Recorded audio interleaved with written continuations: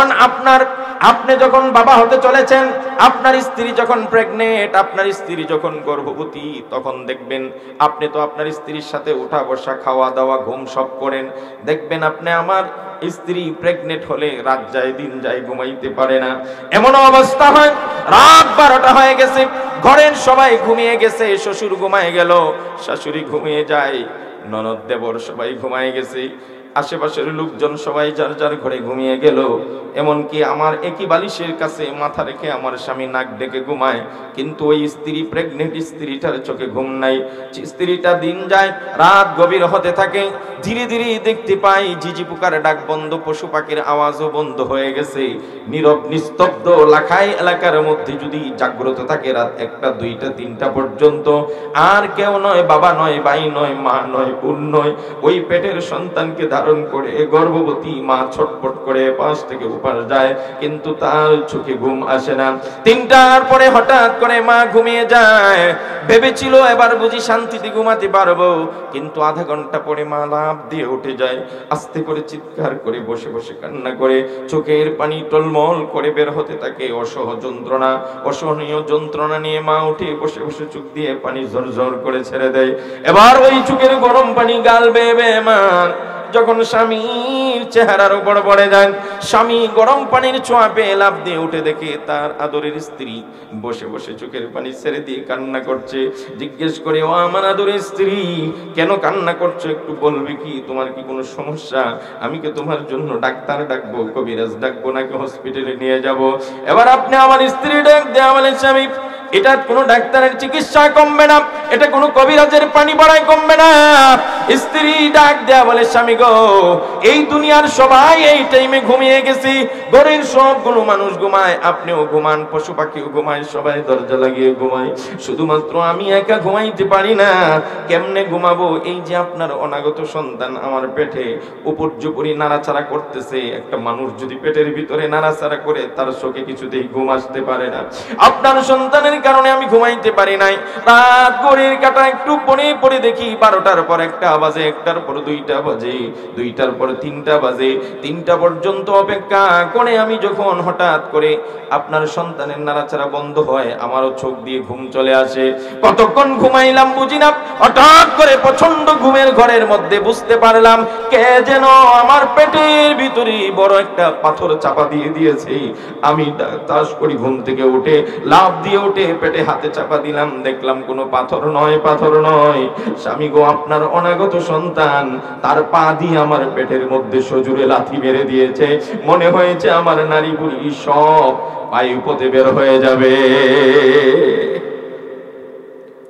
লাখাই পশ্চিম রোহিতনসি তালুকদার বাড়ি ইসলামী যুব সংঘের উদ্যোগে আয়োজিত আজকের দ্বিতীয় বার্ষিক ইসলামী মহাসম্মেলনে নেহায়ত কাবিলুল ইহতারাম শ্রদ্ধাভাজন সভাপতিদ্বয় যথাক্রমে জনাব মোহাম্মদ আনফর আলী তালুকদার সাহেব, জনাব হাজি কামরুল হাসান তালুকদার সাহেব, আল্লাহ পাক উভয়ের হায়াতে বরকত নসিব করুন, বলছি আমিন।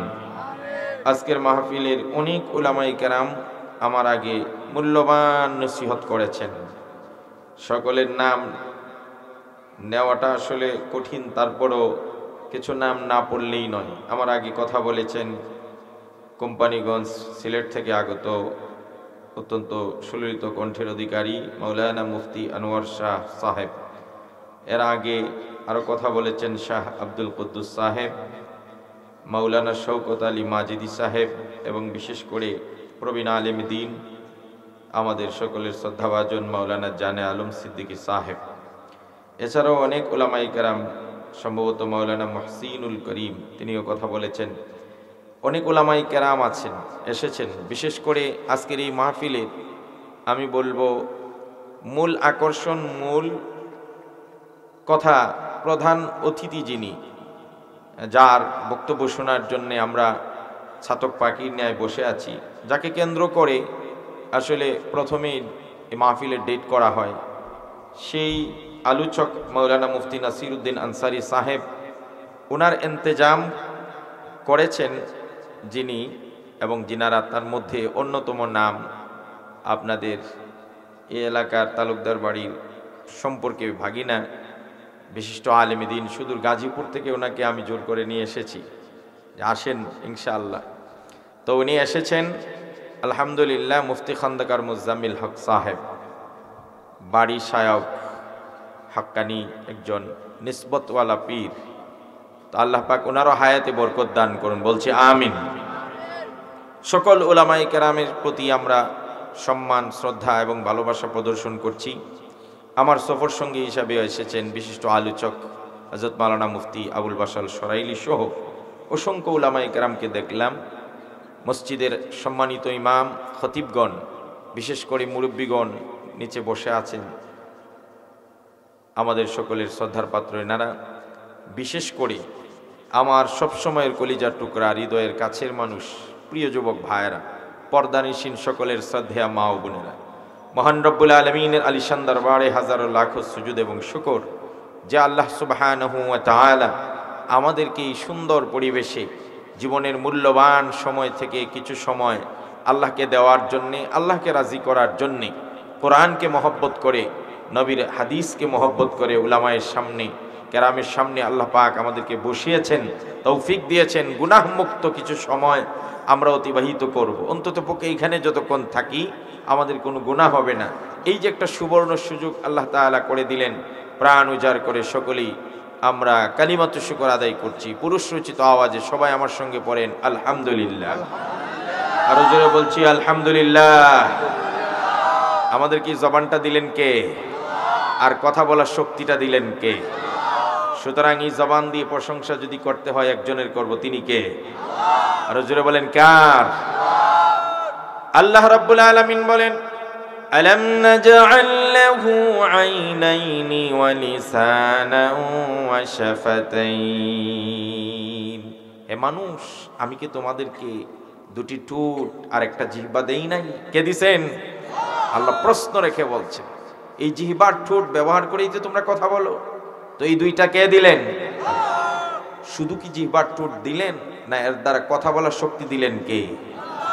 বোবা মানুষ তো কথা বলতে পারে না, তারও তো জিহ্বার ঠোঁট আছে না নাই? তাহলে বোঝা গেল কথা বলার মতো আলাদা আরেকটা নিয়ামত দিয়েছেন, তিনি কে?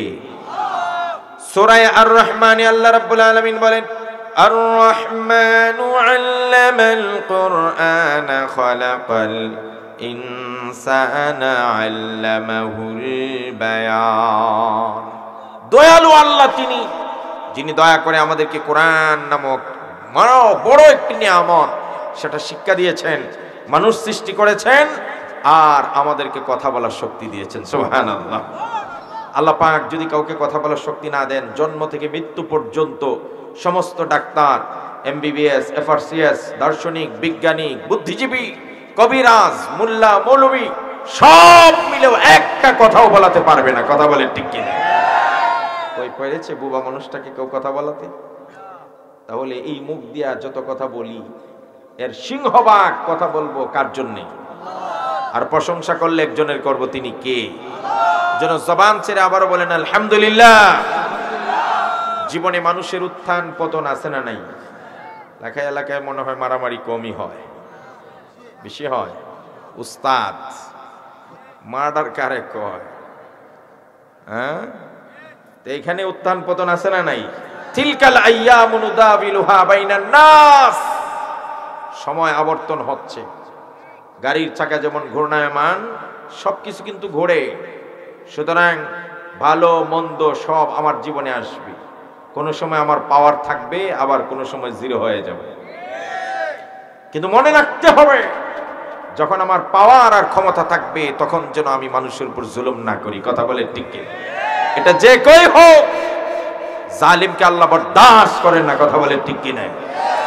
ইতিহাসে বহু নজির আর নমুনা আল্লাহ প্রদর্শন করেছেন।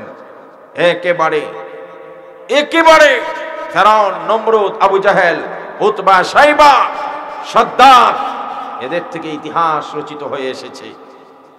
তাদের জুলুমের শিকার হয়ে মানুষগুলো যখন নির্যাতনার, নিপীড়নের স্টিম রোলারের নিচে চাপা পড়ে জীবন বিলিয়ে দিয়েছে, সীমা লঙ্ঘন করেছে, তখন আল্লাহ পাক এদেরকে মারাত্মকভাবে বেইজ্জত করে জমিন থেকে বিদায় করেছে। কথা বলে ঠিক। কিন্তু একটা জিনিস আমরা ভুল করি, এই ইতিহাস আমরা পড়ি, পড়াই, শুনি, শোনাই, চর্চা করি, জানি, কিন্তু ইতিহাস থেকে কেউ শিক্ষা নেয় না। এটা হলো ইতিহাসের সবচেয়ে বড় ভুল। আজ আপনার তো কাল আমার, কথা কোন ঠিক কিনা? টাকের চাকা উপরের অংশ সবসময় উপরে থাকে না। চাকার উপরের অংশ যদি এই কথা ভাবে, নিচের অংশকে কটাক্ষ করে আর জুলুম করে যে তুই নিচে পড়ছস, এবার পর তোরে যা মারতে পারি, তাহলে ভুল হবে। কারণ একটু পরেই উপরের অংশ নিচে ঘুরে যাবে, আর নিচের অংশ, কথা বলেন না কেন? রাতের পরে দিন আছে না নাই? দিনের পরে রাত আছে না নাই? সুতরাং তোমার চাকা উপরে আছে বিদায়, তোমার পাওয়ার আছে বিদায়, নিরীহ, নিপীড়িত, নির্যাতিত, মজলুম, অসহায়, দুর্বলদের উপর তুমি যখন নির্যাতন করবে, মনে রাখবেন ওই আল্লাহ আছেন তিলকাল আইয়ামু নুদাবিলুহা বাইনান নাস। ঘড়ির কাঁটা যেমন ঘুরে, গাড়ির চাকা যেমন ঘুরে, সময় আবর্তন হয়, ক্ষমতার পালাবদল হয়, তোমাকে একদিন নির্যাতন আর নিপীড়নের মুখোমুখি হতে হবে, কথা বলে ঠিক কিনা? যেই করুক, যখন করুক, যেভাবে করুক, একেবারে ঘর থেকে নিয়ে সংসদ পর্যন্ত। আমার দুই ভাই, এক ভাইয়ের একটু পয়সা বেশি, ছেলেও 2-3টা আছে লাঠি, আর এক ভাইয়ের ছেলেও নাই, পয়সাও নাই, এই জন্য তার জমি জায়গা সব দখলে নেই। এর গাছ কাট, এর নির্যাতন কর, এর উঠান দখল কর, এর রাস্তা বন্ধ কর, কারণ আমার টাকাও আছে, লাঠিও আছে। সেইটা ভাবে না আগামী 5, 10, 15 বছর পরে তোমার ছেলেরা সব হয়ে যাবে বিচ্ছিন্ন, তখন তার ছোট ছোট ছেলেগুলো হবে বড়, কথা কয় না? তখন তার হাতে আসবে লাঠি, তুমি তখন বৃদ্ধ হয়ে যাবে, তোমার হাতে আর কবজিতে শক্তি থাকবে না, তখন কিন্তু সেও তোমার গলা টিপে ধরবে, কথা বলে ঠিক কিনা? এই জন্য এখান থেকে শুরু হয় সূত্রপাত। আপন ভাই থেকে চিন্তা করেন। এইভাবে সমাজ, পরিবার, গোষ্ঠী, গোত্র, বংশ, চৌধুরী, পাঠান, ভুইয়া, এই সেই, তালুকদার, এই সব কিছু তিলকাল আইয়ামু নুদাবিলুহা বাইনান নাস, একবারে রাষ্ট্র পর্যন্ত যান না। এই জন্য যখন যারাই আসে, পাওয়ার যারা পাবেন, পাওয়ারকে কন্ট্রোল করবেন। গাড়ি যত বেগে চলে তার ব্রেকটা কি দুর্বল হয়? কথা কয় না কেন? আপনাদের ঢাকা সিলেট অঞ্চলে দেখছেন না, এনা গাড়ি, হানিফ বা আরো কিছু ইউনিক গাড়ি আছে, শ্যামলী, গ্রিন লাইন ইত্যাদি গাড়ি আছে, এগুলো খুব দ্রুত। হ্যাঁ, এই যে দ্রুত চলে, এদের ব্রেক কি রিক্সার ব্রেকের মতো? যে কোনো সময় যেন জায়গায় ব্রেক হয়। এই জন্য ব্রেকটাও কঠিন। যত গতি হবে আপনার, ব্রেকটাকেও সেরকম রাখতে হবে। সুতরাং পাওয়ার যত বেশি হবে, আপনার এই পাওয়ারের নিয়ন্ত্রণ শক্তি তত বেশি থাকতে হবে। অযাচিত অজায়গায় পাওয়ারের ইউজ করবেন, আল্লাহ বলবেন ইত্তাকু দাওয়াতাল মাজলুম ফাইন্নাহু লাইসা বাইনাহা ওয়া বাইনাল্লাহি হিজাব। আসমান এবং জমিনের মাধ্যমে এই যে মাজলুমের আহ শব্দটা সরাসরি আল্লাহর আরশে পৌঁছে যায়, কোনো পর্দা থাকে না, কথা বলে ঠিক কিনা? আল্লাহ রাব্বুল আলামিন বলেন ইন্নী হারামতু আলা নাফসি আয-যুলম ওয়া ইবাদ। হে বেটারা, আমি তো সবচেয়ে বড় ক্ষমতাশীল। সবচেয়ে ক্ষমতাশীল কে? সমস্ত ক্ষমতা কার? আর জোরে বলেন না কার? আন্নাল কুওয়াতা লিল্লাহি জামিআ, সব ক্ষমতা একজনের, তিনি কে? আল্লাহ। আর মানুষের ক্ষমতা আছে নাকি? তোর মানুষের কিসের ক্ষমতা? 5 বার যদি পাতলা বেগা না হয়, কথা কয় না কা? ব্রেইনের একটা শুক্রকরণ যদি একটু চাপ পড়ে যায়, রক্ত চলাচল বন্ধ হয়ে যায়, সুস্থ একটা মানুষ লুঙ্গি খুলে রাস্তা দিয়ে দৌড়ায়। কি বেটাগিরি করো? আমি তো মাঝে মাঝে বলি, আমার ওয়াজ কিন্তু একটু ব্যতিক্রম, ডোন্ট মাইন্ড, ঠিক আছে, চলবে? আমি মাঝে মাঝে বলি, বেটারা রাতের আধারে, রাত 3টার সময় গাছের নিচ দিয়ে অথবা জঙ্গলের ভিতর দিয়ে, অন্ধকার, অমাবস্যার গাঢ় কালো অন্ধকার, নিরিবিলি, এমন সময় কি কেউ একা একা পথ চলেছেন? যদি চলে থাকেন তাহলে আপনার স্মৃতি একটু স্মরণ করেন, আমি আপনাকে স্মরণ করিয়ে দিচ্ছি। ওই রাত 3টার সময় অন্ধকার অমাবস্যার রাতে আপনি খুব প্রয়োজনে বের হয়েছেন কোনো কাজে, এত ভয় নিয়ে আমরা চলি, কি জানি জিন, ভূত, পেরত, চুর, ডাকাত, সাপ, বিচ্ছু, কত কিছু আছে না? খুব সতর্কতার সাথে দ্রুত দৌড়াইতেছে, হঠাৎ করে পিছন থেকে একটা শব্দ, ও মা! সে মনে করছে ভূত নেমে গেছে, আসলে কি হয়েছে জানেন, একটা শুকনো পাতা তার ডেট ওভার হয়ে গেছে, সে পড়ছে। তাহলে যেই মানুষ একটা শুকনো পাতা ঝরে পড়ার শব্দে আতঙ্কিত হয়ে যায়, ওর আবার কিসের শক্তি? আল্লাহ কোরআনে বলছেন খুলিকাল ইনসানু দাঈফা, মানুষকে খুব দুর্বল করে বানানো হয়েছে, খুব দুর্বল। বেটারা শক্তি দেখাও, শক্তি একমাত্র একজনের, তিনি কে? যিনি বলেছেন ফাআলুল লিমা ইউরিদ, আমি যা ইচ্ছা তাই করি। আল্লাহকে কেউ আটকাইতে পারে? সুবহানাল্লাহ। সুতরাং মানুষ খুব দুর্বল, মানুষ খুব দুর্বল। জুলুম করা যাবে না, অত্যাচার নিপীড়িত করা যাবে না, নিজেকে কন্ট্রোল করতে হবে। বলেন ঠিক না? এই জন্য সবাই জবান ছেড়ে দিয়ে একটা কথাই বলেন, আমরা সব সময় প্রশংসা করব কার? সুখে থাকলে কার? দুঃখে থাকলে, সুস্থ থাকলে, অসুস্থ থাকলে। যদি এটাকে অভ্যাসে পরিণত করতাম, কিন্তু আমাদের এই অভ্যাসটা নাই। কেননা আমি একটু ফর এক্সাম্পল বলছি, দেখবেন একটা লোকের ছেলে থাকে বিদেশ, মাস শেষে 50,000 টাকা ব্যাংক থেকে উঠায় আনে, আসেনি? ক্ষেতের দান আছে, 100 মন পাইছে, 20 মন রাখছে, আর বাকি 80 মন বিক্রি, 20 মন খোরাক। বস ওই 80 মন বিক্রি করে প্রতিদিন বাজারে যায়, লাখাই নদী থেকে বোয়াল মাছ, এই মাছ কিনে আনি, সকালবেলা যায়, নাস্তা খায়, চা খায়, বেনসন খায়, খুব চলতেছে দিনকাল, খুব ভালো। পকেটে টাকা আছে, গোলা বড়া ধান আছে, গোয়াল বড়া গরু আছে, পুকুর বড়া মাছ আছে, চেহারাটা খুব তেলতিলা। বাজারে শালটা গাদ দিয়া যায়, আসসালামু আলাইকুম চাচা, কেমন আছেন? আলহামদুলিল্লাহ, আল্লাহ খুব ভালো রাখছে। ঠিক আছে, ভালোই। ওই চাচারই কোনোদিন 1 বছর 2 বছর পরে হঠাৎ ছেলেটা ধরা খাইয়া বিদেশ থেকে চলে আসছে। যেই বছর ছেলেটা বিদেশ থেকে চলে আসছে, আল্লাহর কি হুকুম, ওই বছর বন্যায় ধানও সব ভাসায় নিয়ে গেছে। হইতে পারে কিনা? এখন কি হলো, পকেটে টাকা নাই, গোলা ভরা, কথা কয় না, ধার করে কর্জ করে মানুষের কাছ থেকে চলতেছে যে আগামী বছর হয়তো ধান আবার পেয়ে তারপরে দিব, অথবা ছেলেটার যদি আবার বিদেশ হয়। এর মধ্যে আবার হইছে কি, মেয়েটার অসুস্থ, হতে পারে কিনা, কথা কয় না। এই চতুর্মুখী চাপে যখন পড়ে গেছে, এখন চাচার আর ওই তেল তিলি ভাবটা, কথা কয় না, এখন খালি জিমায় আর পকেটে হাত আছে না নেই? তখন যদি আপনি জিজ্ঞেস করেন আসসালামু আলাইকুম চাচা, কেমন আছেন, কি কইবনি আগের মতো আলহামদুলিল্লাহ খুব ভালো আছি, বলবে?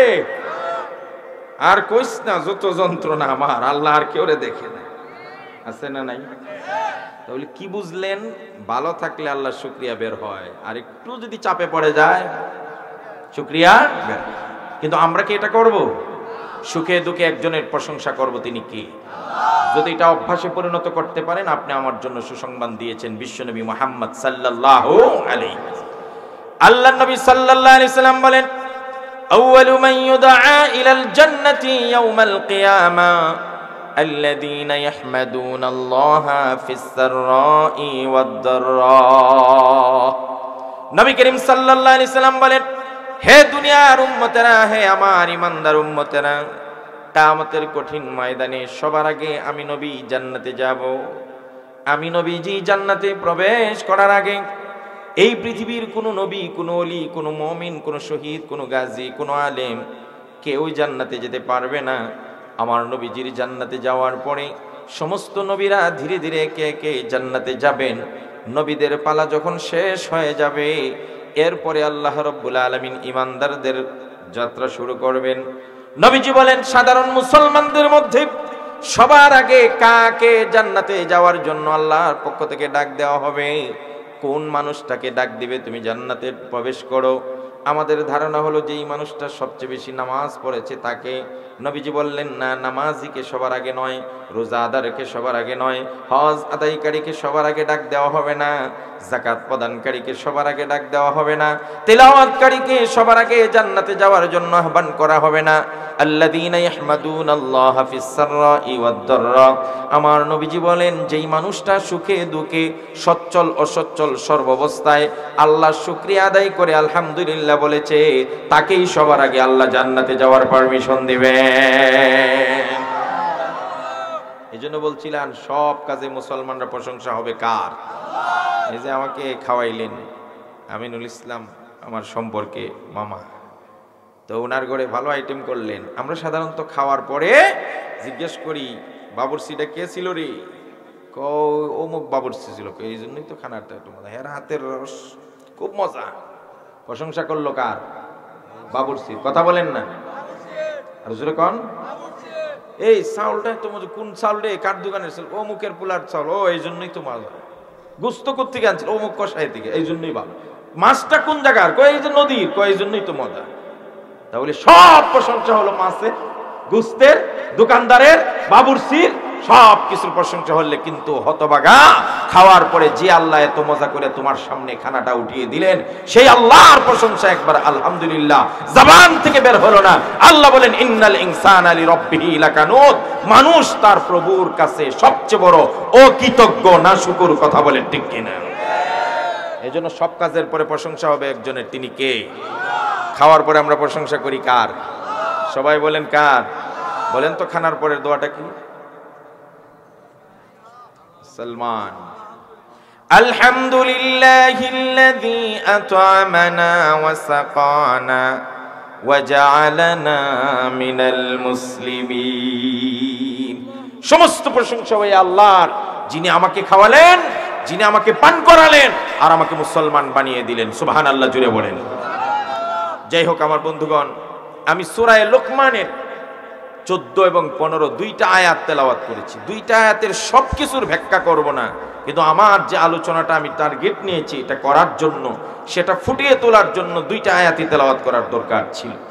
বিষয়বস্তুটা হলো, আমরা দুনিয়াতে কাউকে না কাউকে অনুসরণ করি, কাউকে না কাউকে মানি, কারো না কারো কথায় উঠবোস করি।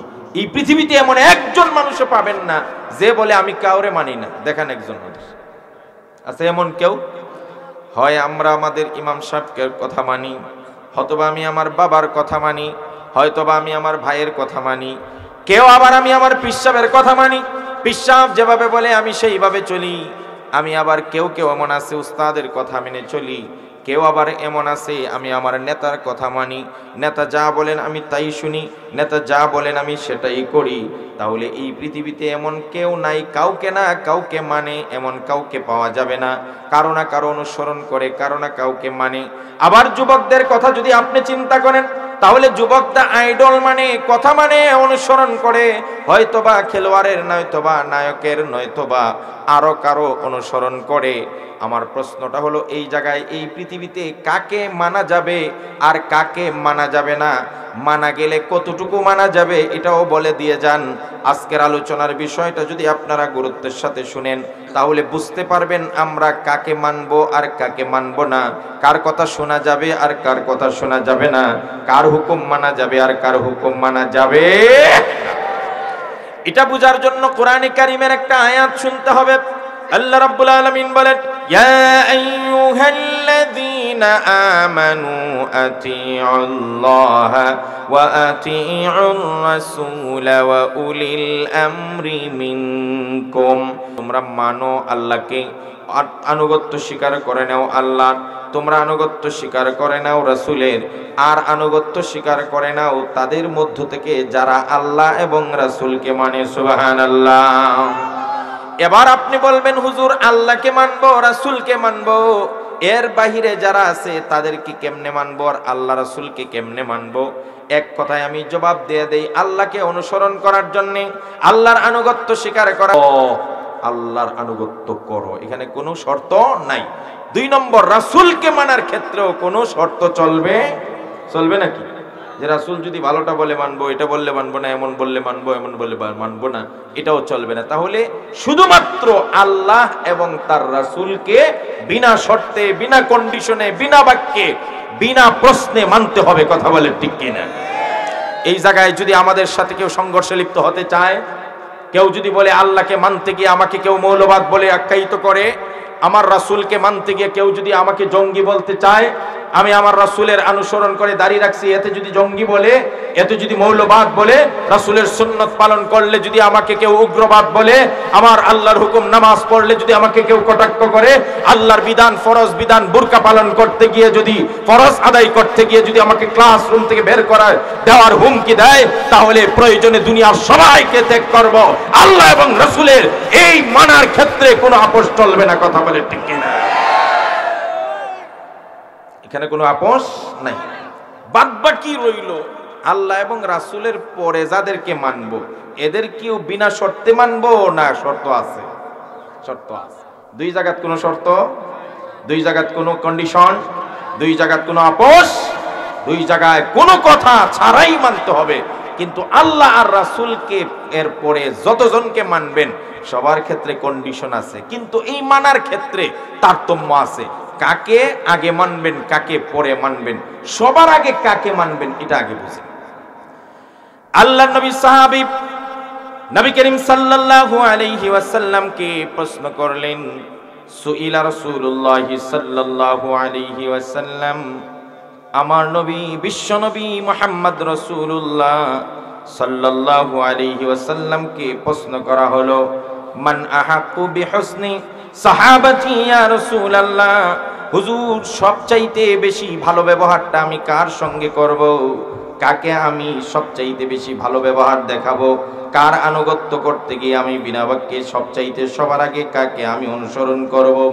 হুজুর আমার কাছে সবচাইতে ভালো ব্যবহার পাওয়ার যোগ্য কে? খুব ভালো করে শুনেন, এই পৃথিবীতে আল্লাহ এবং তার রাসূলের পরে আমরা আমার উস্তাদদের মানি, ইমাম সাহেবদের মানি, পীর সাহেবদের মানি, নেতাকে মানি, বড় ভাইকে মানি, কিন্তু সাহাবী জিজ্ঞেস করলেন আল্লাহ এবং রাসূলের পরে সবার আগে কার কথা আমি বেশি শুনবো, কার কথা বেশি মানব? আমার নবীজি সাল্লাল্লাহু আলাইহি সাল্লাম প্রশ্নের উত্তরে বলেন, তোমার কাছে সবচাইতে উত্তম ব্যবহার সবার আগে পায় উম্মুকা, তোমার মা। বুঝে থাকলে বলুন, আল্লাহ এবং রাসূলের পরে সবার আগে সবচাইতে বেশি অধিকার রাখেন আমাদের উপর কে? সবাই বলে না কেন? মা। দুই নম্বরে সাহাবী বললেন, সুম্মা মান ইয়া রাসূলুল্লাহ ইয়া হাবিবাল্লাহ, এরপরে আমরা কার কথা সবার আগে মানব? আল্লাহ এবং রাসূলের পরে নবীজি দ্বিতীয়বার বলেন উম্মুকা, তোমার মা। তৃতীয়বার নবীজিকে প্রশ্ন করলেন সুম্মা মান, এরপরে কে? নবীজি বললেন উম্মুকা, তোমার মা। তিনবার মায়ের কথা বলার পরে আল্লাহ রাসূল সাল্লাল্লাহু আলাইহি সাল্লামকে চতুর্থবার প্রশ্ন করা হলো সুম্মা মান, এরপরে কার কথা মানব? আল্লাহর নবী বলেন আবুকা, তোমার বাবা। প্রশ্ন হতে পারে হুজুর মায়ের কথা তিনবার বললেন, বাবার কথা একবার বললেন। এর উত্তর দিতে গিয়ে আমি সূরা লুকমানের 14 নম্বর আয়াত তেলাওয়াত করলাম। আল্লাহ রাব্বুল আলামিন বলছেন, وَوَصَّيْنَا الْإِنسَانَ بِوَالِدَيْهِ حَمَلَتْهُ أُمُّهُ وَهْنًا عَلَى وَهْنٍ وَفِصَالُهُ فِي عَامَيْنِ। কেন মায়ের কথা তিনবার বললেন?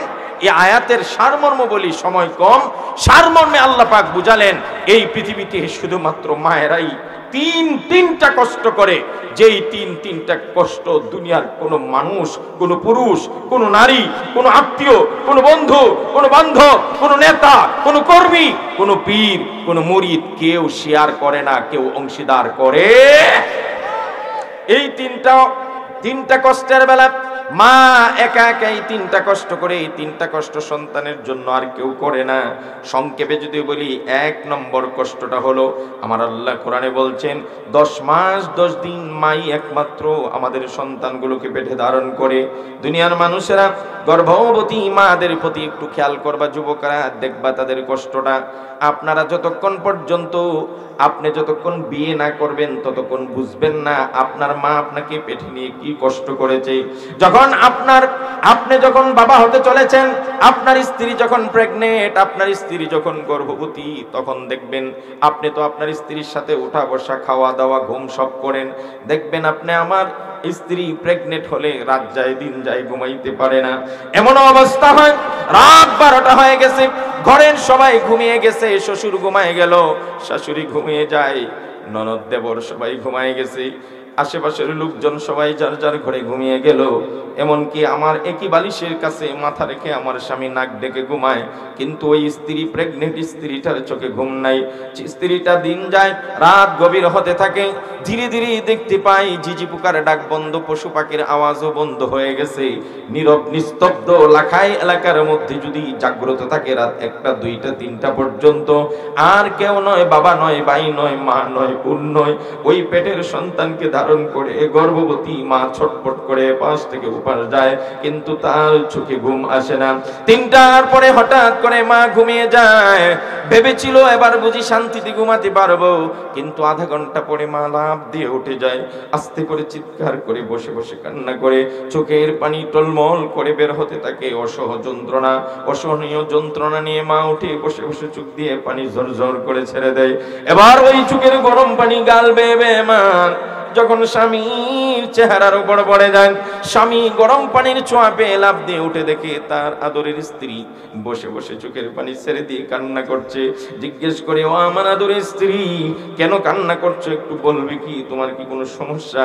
আমি কি তোমার জন্য ডাক্তার ডাকবো, কবিরাজ ডাকবো, নাকি হসপিটালে নিয়ে যাব? এবার আপনি আমার স্ত্রী ডাক দেয়া বলেন, স্বামী এটা কোনো ডাক্তারের চিকিৎসা কমবে না, এটা কোনো কবিরাজের পানি পড়ায় কমবে না। স্ত্রী ডাক দেয়া বলে, স্বামী গো, এই দুনিয়ার সবাই এই টাইমে ঘুমিয়ে গেছি, ঘরের সবগুলো মানুষ ঘুমায়, আপনিও ঘুমান, পশু পাখিও ঘুমায়, সবাই দরজা লাগিয়ে ঘুমায়, শুধুমাত্র আমি একা ঘুমাইতে পারি না।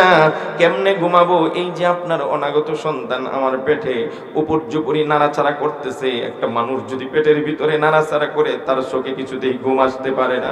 আপনার সন্তানের কারণে আমি ঘুমাইতে পারি নাই। রাত ঘড়ির কাঁটা একটু পরে পরে দেখি 12টার পর 1টা বাজে, 1টার পর 2টা বাজে, 2টার পর 3টা বাজে, 3টা পর্যন্ত অপেক্ষা করে আমি যখন হঠাৎ করে আপনার সন্তানের নাড়াচাড়া বন্ধ হয়, আমারও চোখ দিয়ে ঘুম চলে আসে। কতক্ষণ ঘুমাইলাম বুঝি না, হঠাৎ করে প্রচন্ড ঘুমের ঘরের মধ্যে বুঝতে পারলাম কে যেন আমার পেটের ভিতরে বড় একটা পাথর চাপা দিয়ে দিয়েছে। আমি তাস করে ঘুম থেকে উঠে লাফ দিয়ে উঠে পেটে হাতে চাপা দিলাম, দেখলাম কোনো পাথর নয়, পাথর নয়, স্বামী গো, আপনার অনাগত সন্তান তার পা দিয়ে আমার পেটের মধ্যে সজোরে লাথি মেরে দিয়েছে। মনে হয়েছে আমার নারী বুড়ি সব বায়ুপথে বের হয়ে যাবে। হামালাতহু উম্মুহু ওয়াহনান আলা ওয়াহন, 10টা মাস নিদারুণ কষ্ট। আপনি একটু পর্যবেক্ষণ করবেন। বৌমারা সারাদিন ঘরের কাজ, সংসারের কাজ করতে করতে বিকাল বেলা গোসল করে সারাদিন না খেয়ে সবাইকে খাওয়াইছে। গোসল সারতে সারতে আসরের পর হয়ে গেছে, এবার একটা প্লেট নিয়ে বসছে ভাত খাইতে। আপনারা এই দৃশ্য দেখছেন কিনা? সারাদিনে উপবাস গর্ভবতী মা সারাদিন কাজ করে যখন আসরের সময় খাইতে বসলো, প্রথম লোকমাটা মুখে দেওয়ার সাথে সাথে বাচ্চা নাড়া দিয়ে উঠছে। এই মেয়েরা পেটে যদি খানার সময় কোনো কিছু নাড়া দেয়, তখন কি ভাত ভিতরে যায় না বাইরে? সাথে সাথে প্রথম লোকমাটা দেওয়ার সাথে সাথে বমি করে প্লেটে ছেড়ে দেয়। শাশুড়ি জিজ্ঞেস করে, মা তুমি খাইলে না কেন? সারাদিনে না খাইতে বসছো? বৌমা বলে, মা কি বলবো, আপনার অনাগত নাতি পেটে এমন নাড়াচাড়া শুরু করছে, ভিতরে ভাত যায় না, বমি করে ছেড়ে দিয়েছি।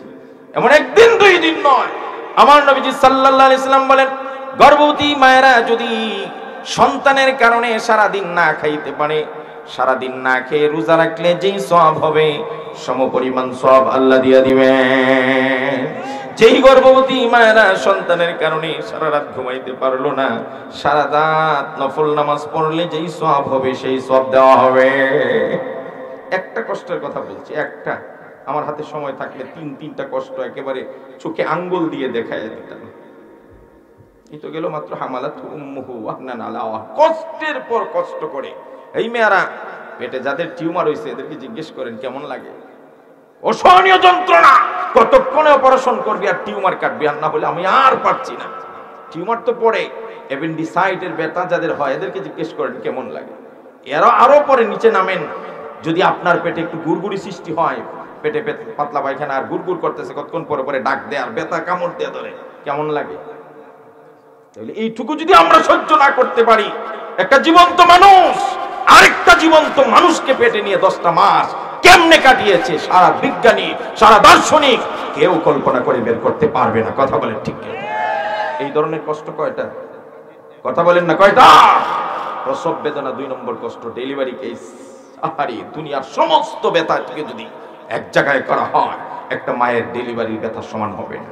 আমি আমার বন্ধু ঢাকা মেডিকেল কলেজের এক ডাক্তারকে বললাম, মায়েদের যখন ডেলিভারির সময় হয় তখন যে পেইনটা হয়, এই পেইনটা কি পরিমাণ হয়, আর আপনারা খালি প্রেসার ক্রিয়েট করে পেইন বাড়ায়। এই মানুষের ব্যথা হলে ওষুধ মেডিসিন ব্যবহার করে ব্যথা বাড়ানোর জন্য না কমানোর জন্য? পৃথিবীতে একটা ব্যথা ওষুধ দেওয়া হয় কমানোর জন্য নয়, কিসের জন্য? কথা বলেন। ইনজেকশন দেওয়া হয় ব্যথা যেন আরো বাড়ে, আরো বাড়ে। আমার বন্ধু ডাক্তার, এমবিবিএস এফআরসিএস ডাক্তার বলেছে, হুজুর, গর্ভবতী মায়েরা ডেলিভারির সময় যে পেইন আর ব্যথাটা সহ্য করে, সমপরিমাণ ব্যথা যদি একটা তাগড়া যুবককে দেওয়া হতো, হয় বেহুশ হয়ে জমিনে পড়ে যেত, আর না হলে পাগলের মতো দৌড়াইত। আমি বিবরণ দিতে পারছি না। 3 নম্বর হলো 2টা বছর মা কষ্ট করে করে বাচ্চার লালন পালন করে দুধ পান করায়, যা খায় সব বাচ্চার পেটে চলে যায়। আর ওই সময়েও কিছু শাশুড়ি দাজ্জাল মার্কা স্বামী যদি স্ত্রী দুধ হওয়ার জন্য, শক্তি হওয়ার জন্য একটু ভালো মন্দ কিনে নিয়ে আসে, তখন এটা নিয়ে হিংসা করে, আছে না নাই? এটা বুঝে না এই সময়ে আপনার বৌমা যা খাবে সব কার জন্য খাবে? কথা বলেন না। আপনার নাতি আর নাতনির জন্যই খাবে। আমি বিবরণ দিচ্ছি না, মনে হয় হযরত চলে আসছেন। হুজুর আসছেন? ইন্নালিল্লাহ। তাইলে আর কেমনে? আমি তাইলে একেবারেই শর্ট, 5 মিনিট। আমি এতক্ষণে বুঝাচ্ছি, পৃথিবীতে আল্লাহ এবং রাসূলের পরে যদি কারো কথা সবচাইতে বেশি মানতে হয়, কার কথা মানবেন? আরো জোরে কোন, আরো জোরে কোন। কিন্তু মার কথা কতটুকু মানবেন, কি পরিমাণ মানবেন, কখন মানবেন আর কখন মানবেন, এই কথাটাই আমার মূল উদ্দেশ্য। একজন সাহাবী ছিলেন সাদ ইবনে মালিক। অনেকে বলছেন সাদ ইবনে মুআজ, কিন্তু অধিকাংশ বলেছেন সাদ ইবনে মালিক। তাফসীর কিতাবে এসেছেন, হযরত সাদ সম্ভ্রান্ত এক ফ্যামিলির ছেলে ছিল। মা ভক্ত ছিল চূড়ান্ত। মা যেভাবে বলতেন সেভাবেই শুনতেন। মা যদি বলতেন উঠে যাও, উঠে যেত। মা বলতেন এখন বসে থাকো, বসে যেত। আরবের সব মানুষেরা, মক্কার সব মানুষেরা জানতো, এই মক্কার নগরীতে সাদের চাইতে মার কথা বেশি শুনে এমন কেউ নাই। সবচাইতে বেশি মা ভক্ত যে সাহাবী, তার নাম ছিল সাদ ইবনে মালিক। তার প্রসিদ্ধি বেড়ে গেছে, সে মা যা বলে তাই শুনে। সেই সাদ, নবীজি সাল্লাল্লাহু আলাইহি সাল্লাম যখন ইসলামের সুমহান কালিমার দাওয়াত দিলেন, সাদ মুসলমান হয়ে গেছে। সংক্ষেপে বলছি, সাদ কি হয়ে গেছে? সুবহানাল্লাহ বলেন। এবার সাদ বাড়িতে ফিরে আসছে। একদিন রাত দেরি হয়ে গেছে। সাদের আম্মা জিজ্ঞেস করলো, সাদ, এত রাত্রি তুমি কোথায় থেকে আসলে, কোথায় গিয়েছিলে? আরবের মানুষের একটা স্বভাব ছিল, কাফের বেঈমান হলেও মিথ্যা কথা বলতো না। এজন্য সাদ সত্য কথা বলে দিলেন, মা গো, আমি ছিলাম বিশ্বনবী মুহাম্মদ সাল্লাল্লাহু আলাইহি ওয়াসাল্লামের খেদমতে। সুবহানাল্লাহ। সাদের মা ছিল মুশরিকা, প্রচন্ড ইসলাম বিদ্বেষী। সেই মুহাম্মদের নাম শুনে আগুনে গায়ে আগুন ধরে গেল, জ্বালা ধরে গেল। আছে না নাই? কিছু মানুষ, নবী তো এখন নাই, নবীর উত্তরসূরিদের নাম শুনলেই গায়ে আগুন জ্বলে যায়। আছে না নাই? আরে কথা বলেন, আছে না নাই?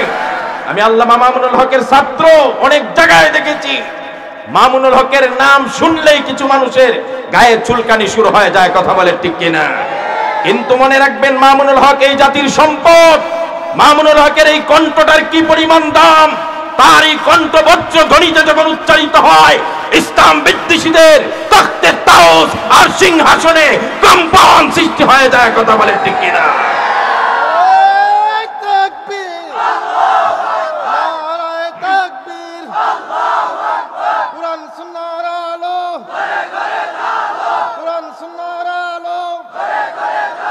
আমার ভাইরা, স্লোগান দিয়ে সময় নষ্ট করবেন না।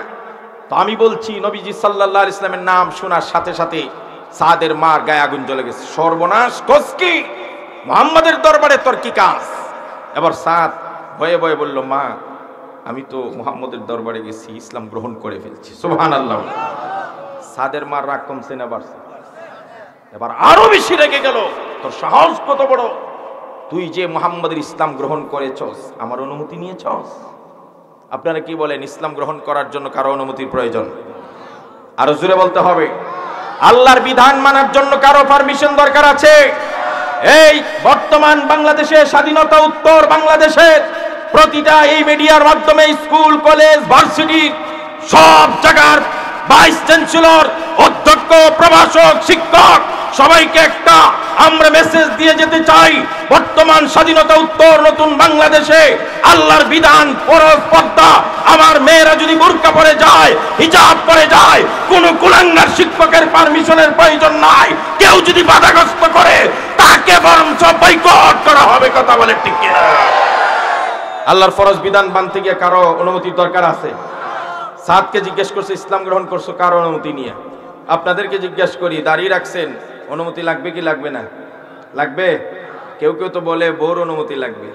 হ্যাঁ, লাগবে। আগেই বলছি, আল্লাহ এবং তার রাসূলের কোন কথা মানতে কোনো কন্ডিশন। এবার যদি সরকারও আমাদেরকে বাধাগ্রস্ত করে, করছে না অনেকে, কথা কন না কেন? আমার নিজে, আমি গাজীপুরে থাকি, আমার মুসল্লি বলছে হুজুর দাড়ি ছিল, দাড়ি কেটে ফেলছি। কেন? দাড়ি দেখলেই জঙ্গি বানায় দেয়, দাড়ি দেখলেই জঙ্গির মামলা দেয়, দাড়ি দেখলেই তারা মৌলবাদ আখ্যায়িত করে, ইত্যাদি ইত্যাদি বলে, পাকিস্তানি বলে, ইত্যাদি বলে। খোদার কসম, এই দেশের সাধারণ পাবলিকের ঈমান নিয়ে তোমরা খেলা করতে পারো, কিন্তু এই দেশে আলেমদের ঈমান নিয়ে খেলা করতে পারবে না। একজন আলেম যতদিন বেঁচে থাকবে রিমান্ডের পর রিমান্ডে নিবে, আইনাগর তৈরি করবে, জুলুম নির্যাতন করবে, হাত করা পড়াবে, ডান্ডাবেরি পড়াবে। আল্লাহর একটা বিধানকেও কাউকে কটাক্ষ করে ধ্বংস করতে দেওয়া হবে না। অনেকেই তো দাড়ি কাটছে, দেখছেন না? এরেস্টের বয়ে সফান সফা করে নাই। আরে দরবেশ বাবার কথা ভুলে গেছেন না? দরবেশ বাবার সাদা শুভ্র দাড়ি ছিল, এরেস্টের বয়ে কি করছে? সফান সফা। হ্যাঁ, কিন্তু এই দেশের আলেমদের উপর নির্যাতন কম হইছে? রিমান্ডে কম নিছে? আর আতঙ্ক ছিল কম যে কাকে কখন অ্যারেস্ট করে। আমাকে 18 বার রেস্ট্রিকশন দেওয়া হয়েছে শুধু মামুনুল হকের নামে মুক্তি চাওয়ার জন্য। ফেসবুক আইডি তিন জুম্মা মসজিদে পড়াইতে দেয় নাই। এতে করে কি আমরা দাড়ি কেটে ফেলছি? যে অ্যারেস্টের বয়ে দাড়ি কাট, তোমরা জঙ্গি কও, মৌলবাদ কও, উগ্রবাদ কও, স্বাধীনতা বিরোধী কও, আনসোশাল কও, ব্যাকডেটেড কও, অসামাজিক কও, যা মনে চায় তা কও। আমার নবীকে পাগল বলেছে, কাহিন বলেছে, জাদুঘর বলেছে, আটকুরা বলেছে, কিন্তু তাওহীদের বাণী উচ্চারণ করতে সামান্য যেমন পিছপা হয় নাই, এদেশের আলেমরা আগামী দিনে সত্য উচ্চারণ করতে চুল পরিমাণ সাথ দিবে না। কথা বলে ঠিক কিনা?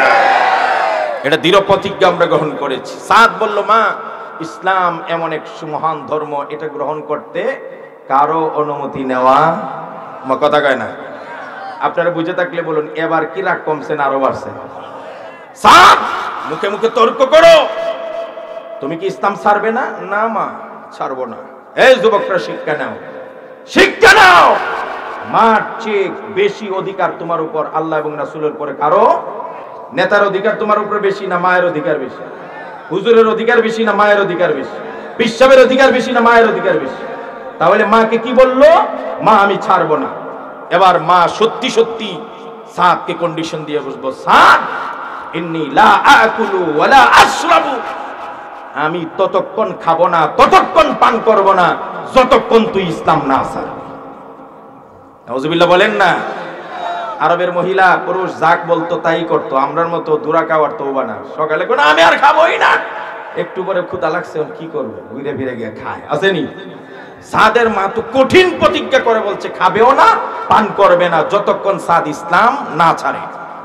সাদ বলল, মা এটা আপনি কি করছেন? কোনা বলছি তো। এবার সাদের মা বলল, সাদ তুমি যতক্ষণ পর্যন্ত ইসলাম না ছাড়বে ততক্ষণ আমি খানা পিনা বন্ধ করলাম। একদিন দুই দিন নয়, যে কদিন যাক যাক, আমি মরলে মরে যাব, তারপরেও তুমি ইসলাম না ছাড়লে আমি খানা পিনা করব না। হযরত সাদ মনে করেছে মা আমাকে ভয় দেখার জন্য এটা বলেছে। একদিন যখন চলে গেল, মা খেলো না, পান করলো না। সাদ এবারে নিশ্চিত চিন্তা করতে শুরু করলো, মা কি সত্যি খাবে না, পান করবে না। আবার দ্বিতীয় দিন সকালবেলা মাকে গিয়ে অনুরোধ করে, মা তুমি আমার সবচেয়ে প্রিয়, দুনিয়া একদিকে তুমি একদিকে, মা তুমি এমন পাগলামি করো না, দয়া করে খানা পিনা করে নাও। সাদের মা বলল, সাদ তুমি কি ইসলাম ছাড়ছো? সাদ বলে, না আমি ছাড়ি নাই। তাহলে দূর হয়ে যা, আমি বলছি না খানা পিনা করবো না। দ্বিতীয় দিনও সাদ ব্যর্থ হলো মাকে খাওয়াতে। তৃতীয় দিন সকালবেলা দেখে মানুষের আনাগোনা বেড়ে গেছে। মানুষ এবার সমালোচনা করছে, সাদ এমন কি কেমন পুত্র, কেমন দুর্ভাগা পুত্র, যার কারণে মা না খেয়ে মারা যাচ্ছে। এবার সাদ কষ্ট পাইল, মা কি আসলেই মারা যাবে কিনা। আমাকে চতুর্দিকে মানুষে আমাকে বদনাম করছে, দুর্নাম করছে, কথা শোনাচ্ছে।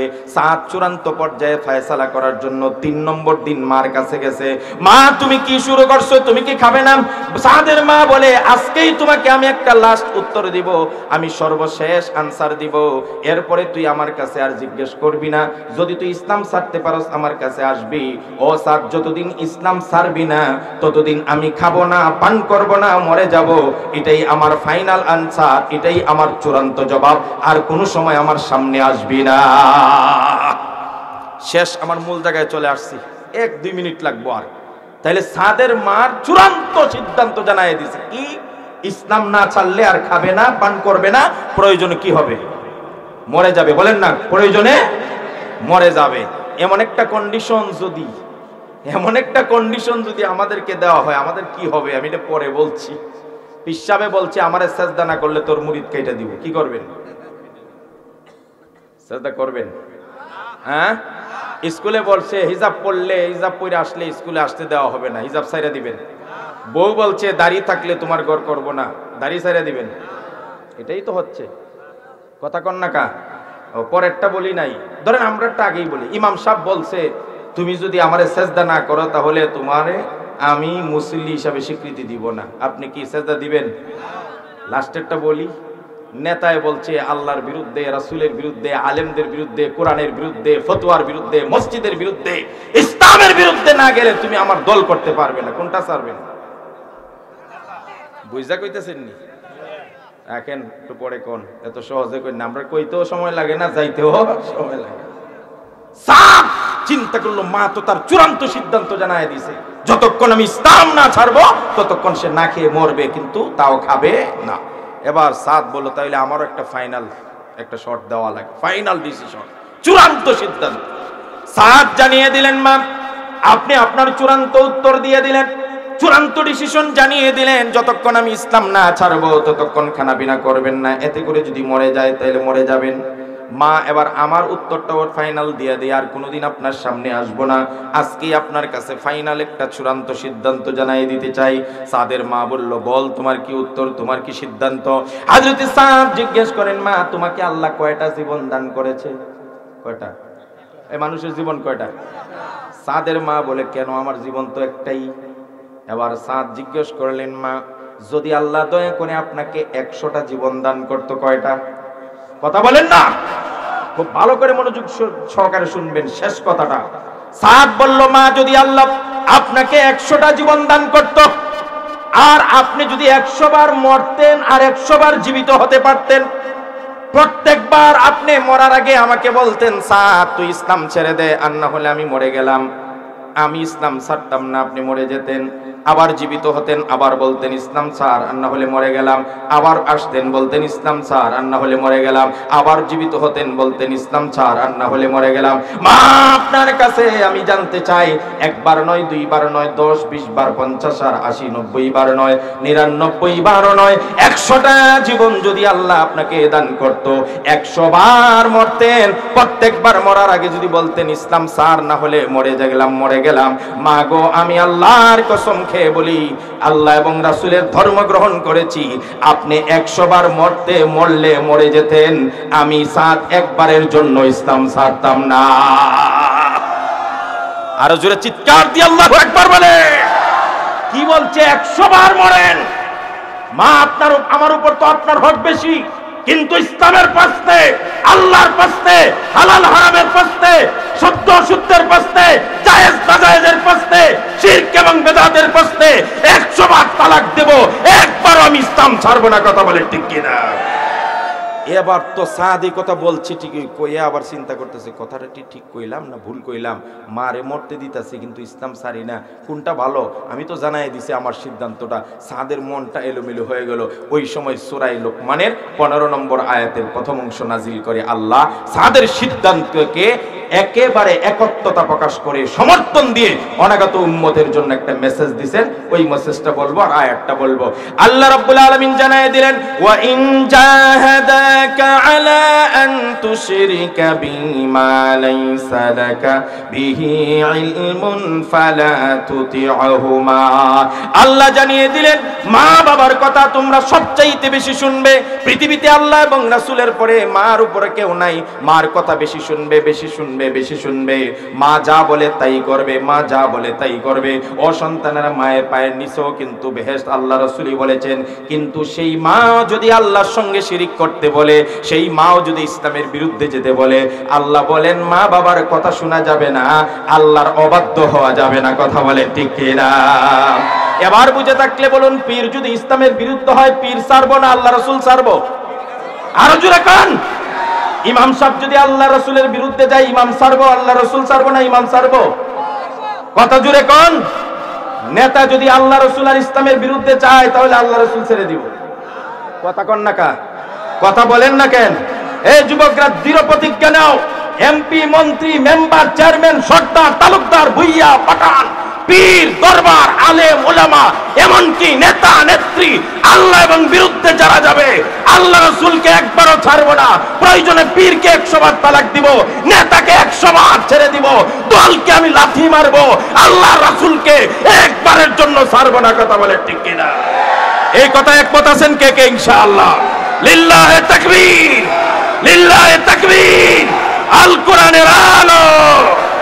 আল্লাহ আমাদের কবুল করুক। শেষ হাদিস, লা তাআতা লি মাখলুকিন ফি মাসিয়াতিল্লাহ। আল্লাহকে নারাজ করে কাউরে খুশি করার টাইম মামুনুল হকেরও নাই, আমারও নাই, নাসিরউদ্দিন সাহেব ভাইয়েরও নাই, কারো নাই। কথা বলে ঠিক কিনা? আল্লাহ রাসূল খুশি, এরপরে যা মনে চায় খুশি হোক, কিন্তু আল্লাহ রাসূল বেজার, কাউকে পাত্তা দেওয়ার সময় আমাদের নাই। যুবকদের এই ঈমানটাই চাই। তাহলে আজকের ওয়াজ সার্থক। ওমা আলাইনা ইল্লাল বালাগ। আসসালামু আলাইকুম ওয়া রাহমাতুল্লাহি ওয়া বারাকাতুহু।